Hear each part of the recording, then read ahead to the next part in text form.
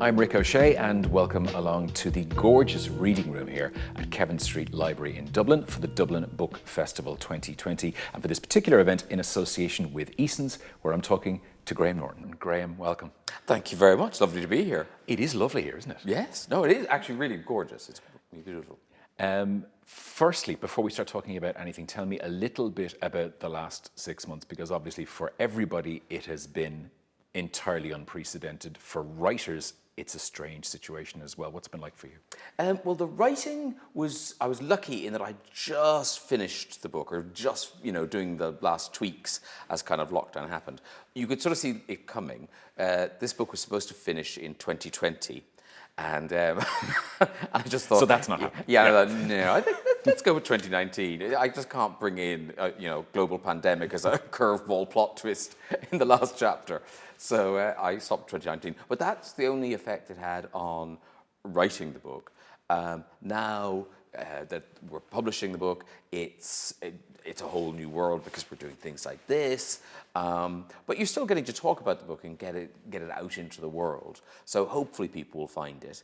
And then I was one of the lucky ones in that my work continued during lockdown. The BBC said they would like a show in some sort of form.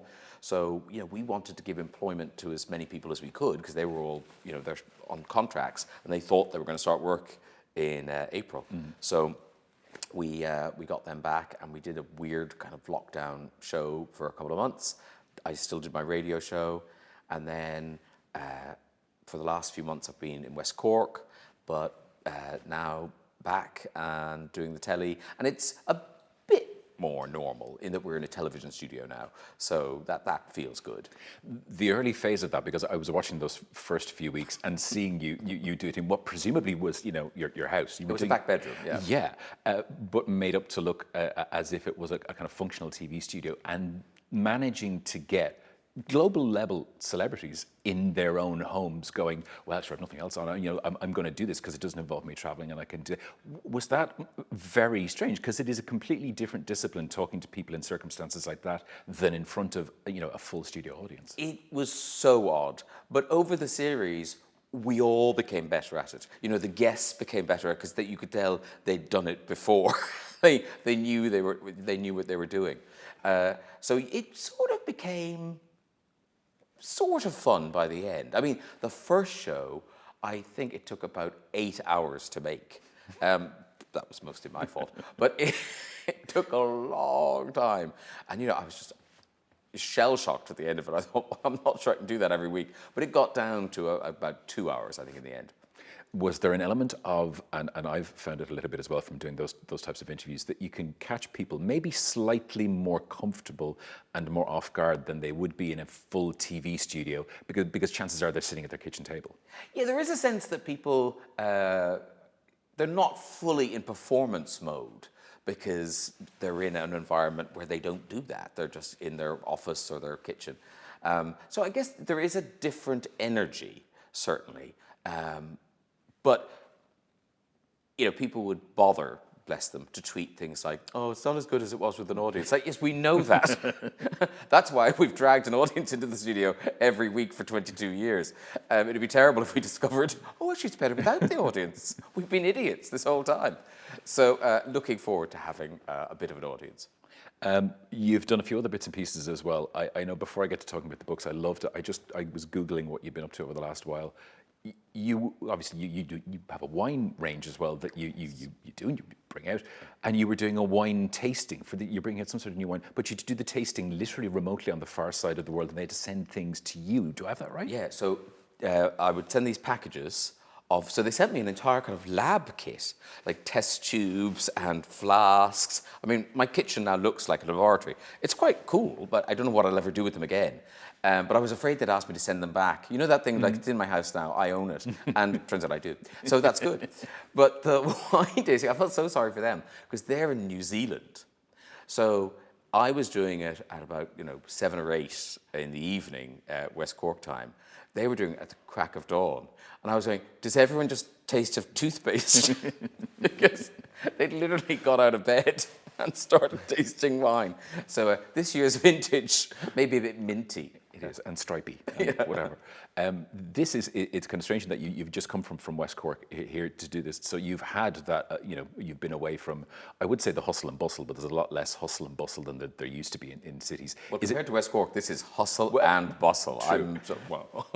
Is it slightly different being back here in Dublin and then kind of preparing yourself to go back to London to do the show? It is. I feel very kind of country mouse. I was cutting the hairs on my ears, preparing for the city. I'm going to meet people, so it is.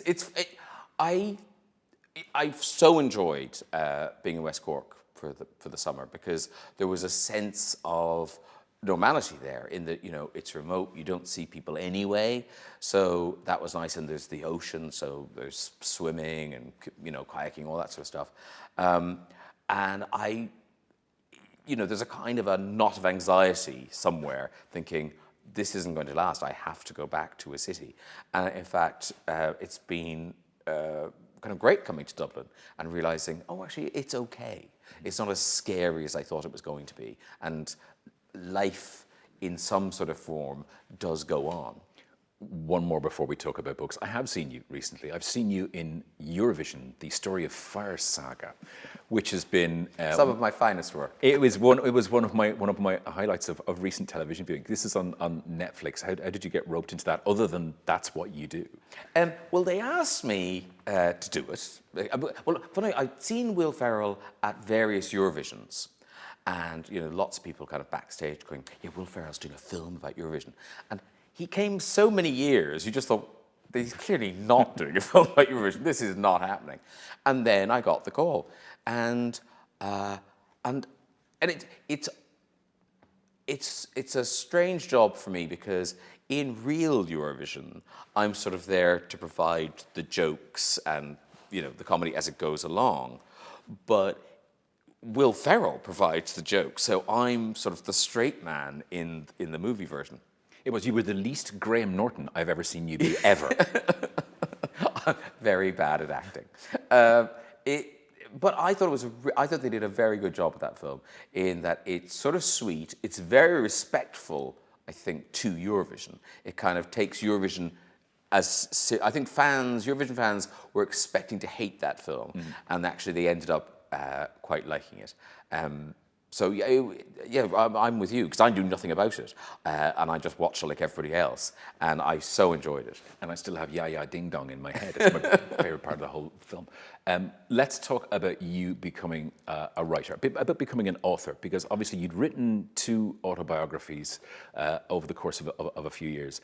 And then what happened? Then was there a light went on in your head where you went, I should probably have a crack at fiction, or what happened? There was a kind of a flickering light for quite a few years where I thought I would like to write fiction. I mean, I always wanted to write fiction back, when I was in school and university.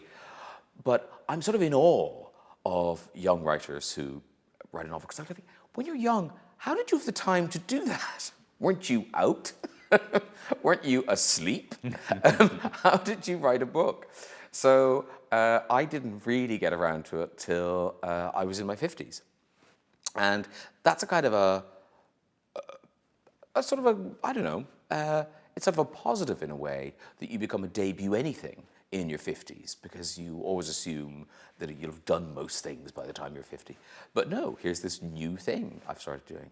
And in retrospect, I'm sort of glad I came to it late, because I think the books I write now are very different than the books I would have written when I was young. I think I would have written quite kind of cynical, kind of world-weary, sort of faux jaded books when I was young.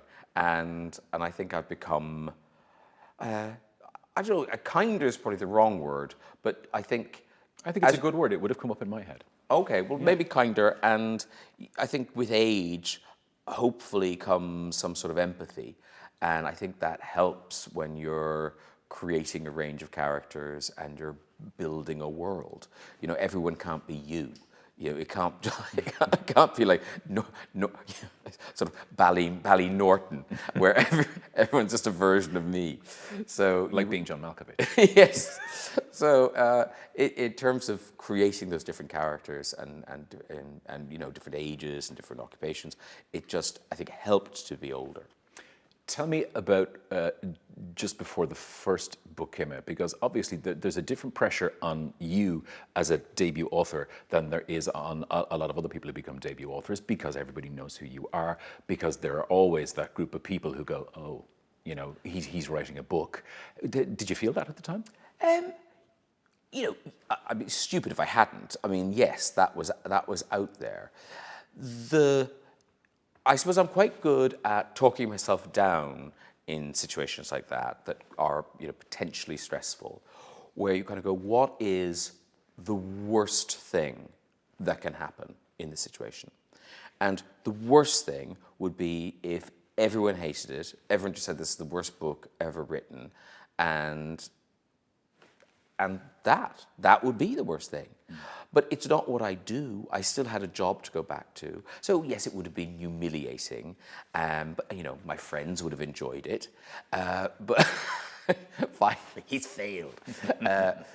But life would have gone on. So I sort of kept that thought inside me to keep myself calm about that. And then when people responded to it, I think particularly I was really happy that Irish readers responded to that first book in the way that they did, because that was what I was most nervous about, because I felt I knew those people and that world and that village, but I haven't lived here since 1984. What if I'm so off track here? Because I was working with, you know, British editors, British publishers, so they're not going to go, no, Graham, they would never say that, or that would never happen. So it was a big old phew, and the greatest kind of relief when Irish readers kind of went, oh no, this book is okay, you got this right. Did you at any stage have anybody Irish throw an ear to it just to look through it and go, are you sure about that word? There was a couple of, my mother read it, and my sister, my old teacher read it, and they found a couple of things. The annoying one that's in it, and somebody tweeted me about it. You know that thing when you go, how did we all miss that? Is in the shop, I talk about a spring onion. It's a scallion. Yeah. And that's there in perpetuity. That is there forever, my big mistake. So then the point comes where you have a second novel. We're now about to talk about the third one. Do you develop a rhythm then as an author? Do you go, okay, I do have something else I want to write about, let's get cracking at this? Or are you at a point where you have a rhythm as an author? I would say no, and yet I've now written 3 books, so I must have. So far, what I've done is I've given myself a year. You know, these books don't take a year, but I take a year. So I start them in March, finish them in March, and that sort of suits me in that I plan certain points. There are kind of points in the story I know I'm going to get there, but I kind of don't know what's going to happen in between. And writing in that way over time, it sort of percolates. So often things that I imagined would happen, or, you know, I'm really convinced, I'm like, oh yeah, that's what's going to happen to that character, I'm going to do this, You're out walking the dog, and you go, oh no, that shouldn't happen. Or even, oh, that can't happen, because that's already happened, or I know something else is going to happen. So these books would be very different if I was a full-time professional writer and I just, you know, sat locked away and wrote every day. The stories would be vastly different. So that's not what you do. So what is your writing routine? My reading routine is, I kind of see in my diary when I've got time, and I'll block time out. And then when I'm in a series of days, the morning is spent going over what I wrote the day before or, a few days before. I'll work over that. And then the afternoon is spent, writing the next bit. And then the next day repeats that. But there's a lot of, making coffee, cleaning skirting boards that have never been cleaned before. And those dogs, they don't walk themselves. So that's got to happen as well. So, if I was being paid by the hour, yeah, I would not be a rich man. Yeah, as somebody who's just become a brand new dog owner, I entirely understand the amount of things you can not do and instead go and walk the dogs. No, because everything's lovely, because no matter what you're doing, you're sort of doing something else. Yeah. Like, you're not just watching television. I'm watching television with my dog. Yeah. Been there. Tell me about Homestretch. This is the new book. Maybe tell us a little bit about the story, but tell us where this all comes from. Where was the idea for this? The idea came from, and I'm sure these things happen in the UK as well, but because the UK is bigger, they don't get on the news. Whereas in Ireland, I notice when I'm here over the summer, you hear on the radio about these awful, fatal car crashes. And we all, they've happened in everybody's town, and it's often young people. And what I noticed was that often the driver survives. And I don't know why, but that just kind of stuck in my head. We've all made terrible mistakes as a young person. But if your mistake was that you killed your friends, you killed the children of your parents' friends, and you live in a small town, what does your life look like after that? How do you continue? How do you go on? So that was the start of the story. The book then becomes something very different, because actually it then becomes the story of a life. And all that crash did was propel Connor out into the world. And I was very aware that the crash had to be at the beginning of the book, because everything else came after that. And yet it's a pretty bleak beginning for a book. And I just kept thinking about readers. I'm like, how long? Because if they die, there's got to be funerals. And I'm like, what's that thing? When will there be good news? So it was trying to pace it so you didn't use up a reader's goodwill, where they kind of thought, I cannot with this bleak book anymore. So hopefully I've got that about right, that by the time you're about to crack, Connor gets away, there's kind of some burgeoning romances, there is some good news. You're going to read something from the book for us. What have you chosen? I've just chosen the very, very start of the book. Let's start with the bleak. Yes, it is the very beginning of the book, and it's 1987. It was Bill Lawler who found them first. No rain had fallen for 4 days, but he knew it couldn't last. He decided to take no chances and was working late at the garden centre. A pallet of peak moss sacks that had been delivered in the afternoon needed to be moved into the long store. By rights, young Dunphy should have been doing it, but he had looked so desperate when he came running into the shop, asking if he could go early. His hair freshly flattened with water from the tap in the yard, his shirt tucked into his jeans. Get away out of it, I'll see you in the morning. The young lad beamed, and in his haste to leave, he tripped over his own feet. Thanks, Mr. Lawler. Bill wondered if there was a girl waiting. Was young Dunphy going to walk his lady friend along the river to the weir and then lure her onto the railway bridge for a kiss, or maybe more? He chuckled as he made his way down the yard. Hadn't he done it himself? The plastic sacks safely stored under cover, Bill threw the padlock around the gate and got into his car, ready for the short drive home. Afterwards, he tried to remember how he knew something was wrong. Had he heard the crash? He didn't think so. All he could recall was that everything seemed unnaturally still as he approached Barry's roundabout. There were no other cars, and the early evening light gave everything a flat, washed-out air. Without deciding to, he found that he had slowed down. On the far side of the roundabout by the turn-off to the coast road, he saw two men, more like boys, really. One was kneeling on the overgrown verge, his black and purple rugby shirt like a bruise against the green of the grass. The other was tall and thin, standing over him, gesturing with his long, pale arms. Had they had a fight? Then he saw the thin threads of smoke rising up into the marmalade sky of dusk, and to the right of them, the broken bank of shrubbery. Everything suddenly accelerated. Bill was out of his car, running towards the boys. "Is everything all right? Is anyone—" But before he could form the question, the answer became obvious. A Navy estate car was lodged in the drainage ditch that ran along the bottom of the bank below the roundabout. Judging from the battered roof, it had rolled at least once, maybe more. From the back window protruded an arm, porcelain white, with a crack of red creeping from the armpit towards the wrist. The limb was still.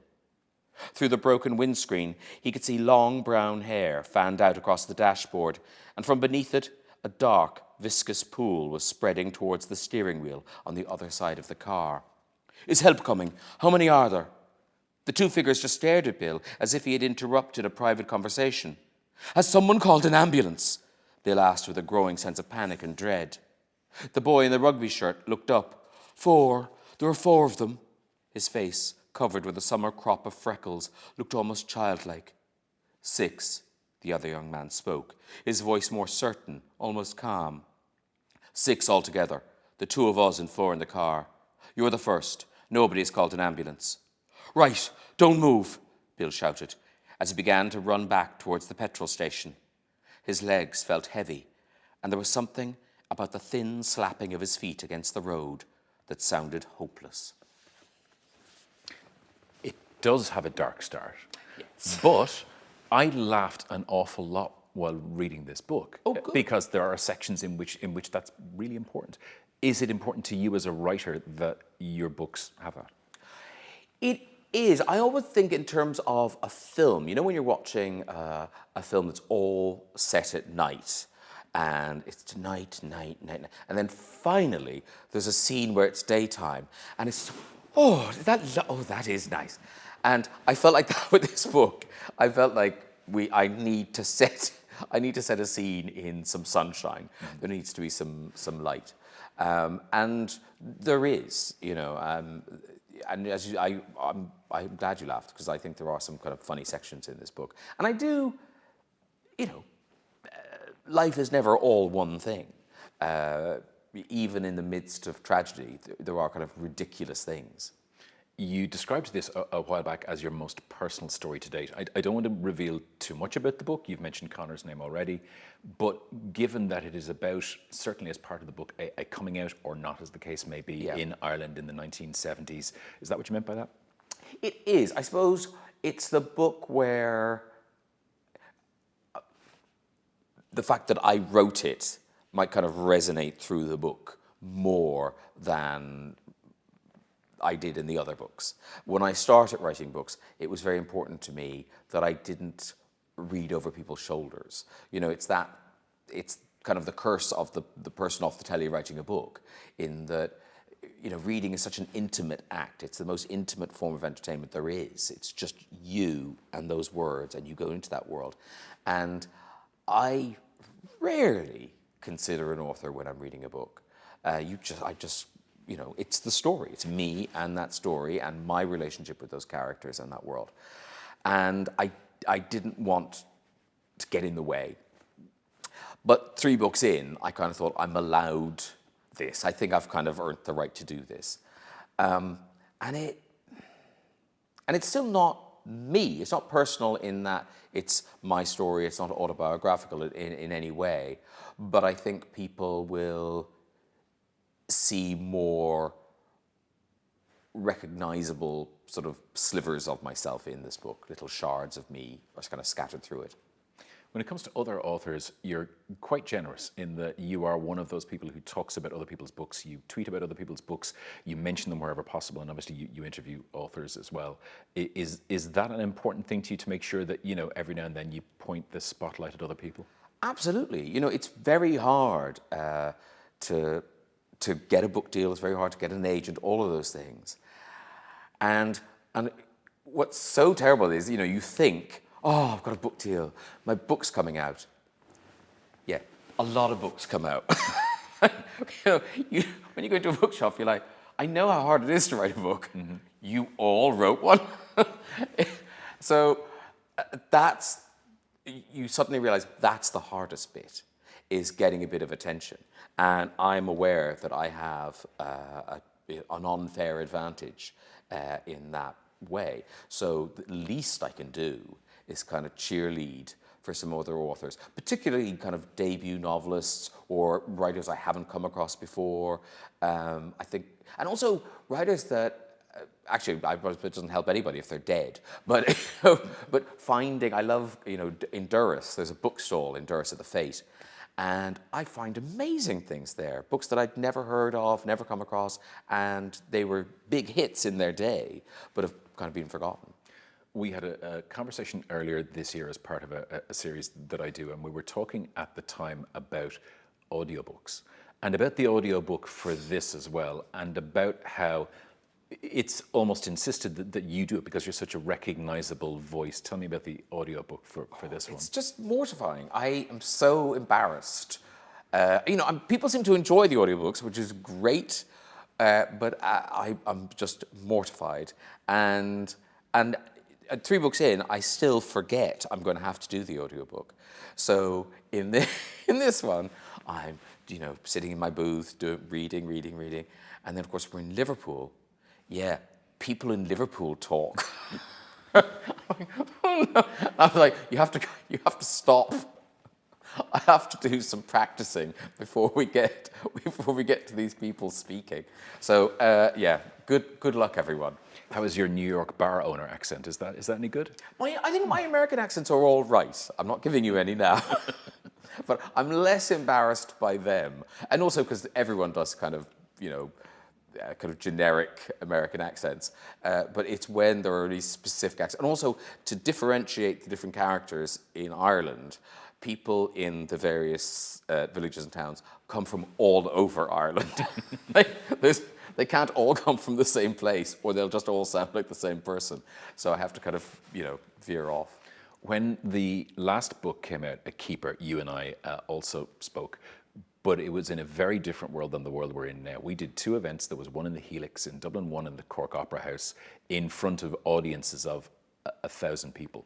We're now in a world for the foreseeable where that's not going to happen.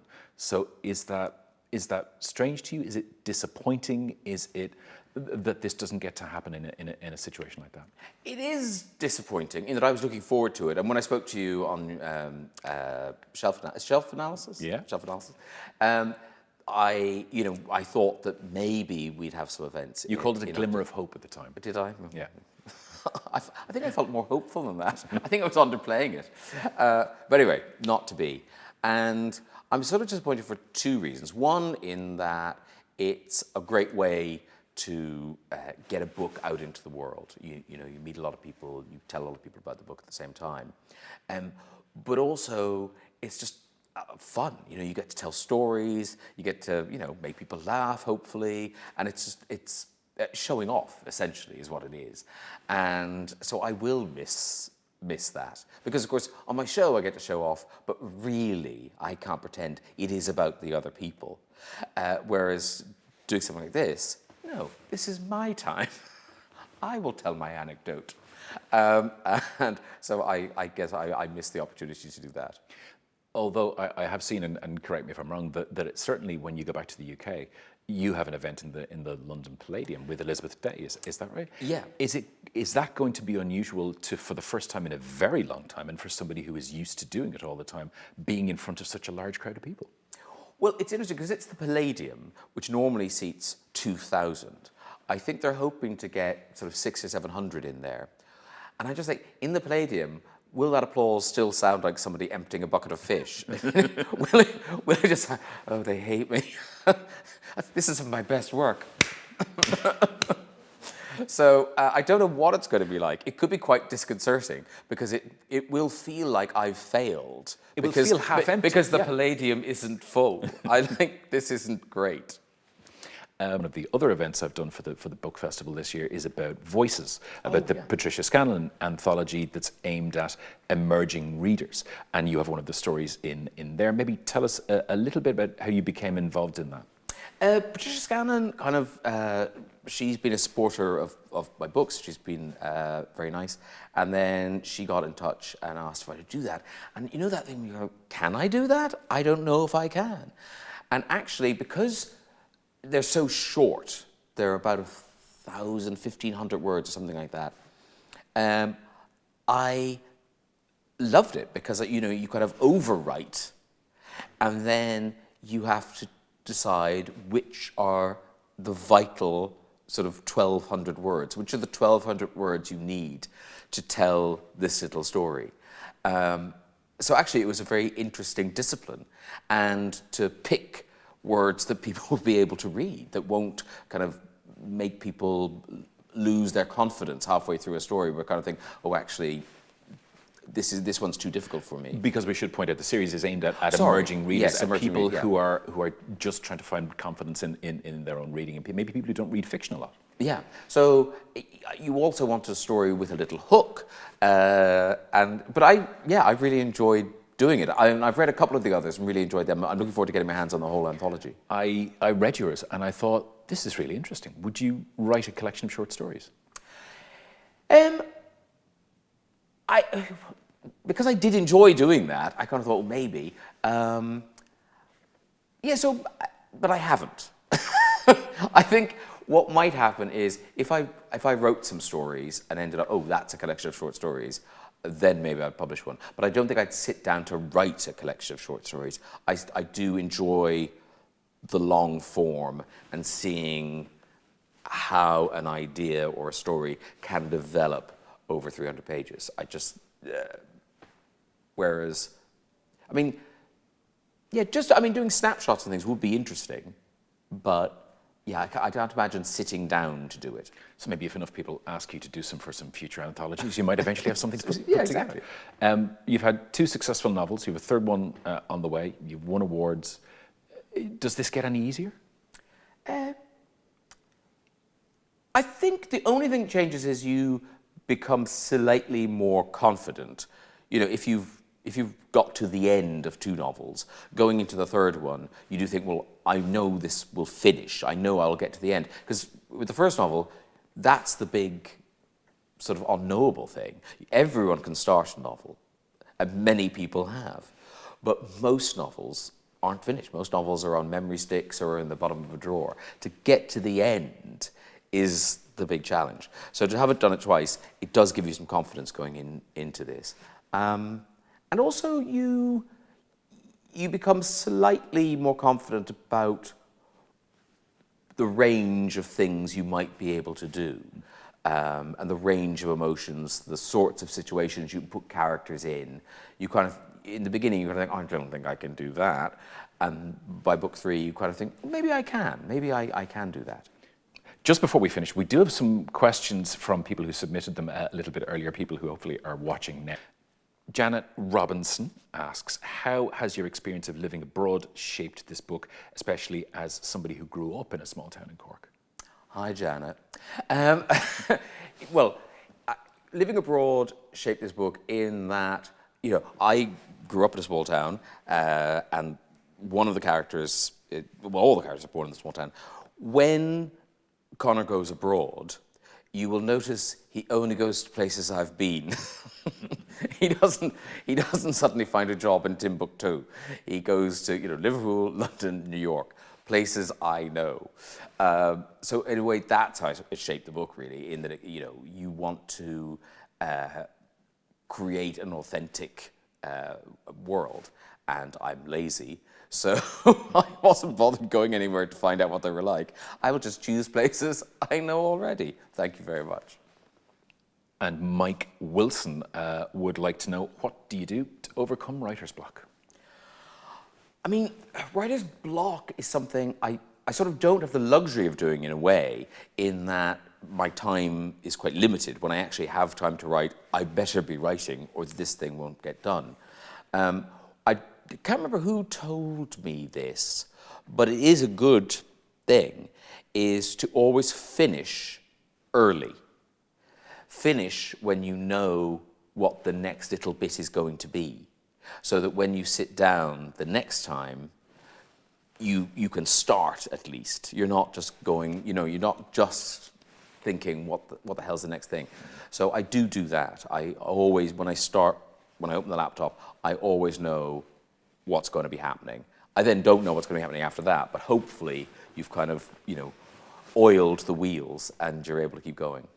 Maybe just to circle around and to finish, when we did speak on shelf analysis, you were talking about at the time, and this is in May, I think we spoke, about how there were so many things that you thought you would miss at the time, but you found out you hadn't. Things that you thought, well, maybe I don't really need to do these things, or maybe they're not that important a part of my life anymore. Now that we're so many months further on, has that changed? I think it has changed slightly. I think in the beginning, because we were all forced to be quite self-reliant and just kind of resilient, you did it. You kind of went, right, I'm doing this. Now that kind of there's little bits of back to work, and I think I will start using London more. I've booked in to see some live performances at the Bridge Theatre, and friends have been in touch. So, might go to a restaurant. Don't know. So exciting. I think I will enjoy just seeing some more hustle and bustle.